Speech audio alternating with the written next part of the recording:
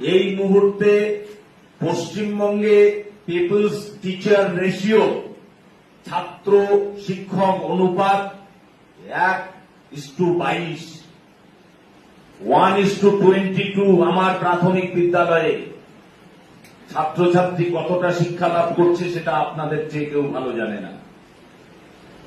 সেটা পশ্চিমবঙ্গ সরকার কম্প্রোমাইজ করবে না। আপনাদের সামনে ব্যর্থহীন ভাষায় আমি এই বক্তব্য রেখে যাচ্ছি। সেটা আমরা রেশনালাইজ করব, যাতে প্রত্যেক স্কুলে অন্তত পক্ষে 30:1 আমার শিক্ষক থাকে, সেটাকে আমরা নিশ্চিত করব।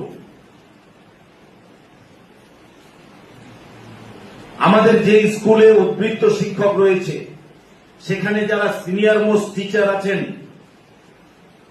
সেই সিনিয়র মোস্ট টিচারকে আমরা অপশন দিতে দেব।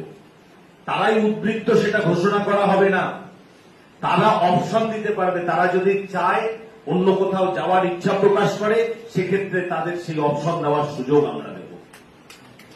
কিন্তু যদি তিনি অপশন না দেন, যদি সেই বিদ্যালয়ের কেউই অপশন না দেন, তাহলে ইয়াঙ্গার ইন এজ, বয়সে যে নবীন ব্যক্তিটি আছে, তাকে আমরা উদ্বৃত্ত ঘোষণা করব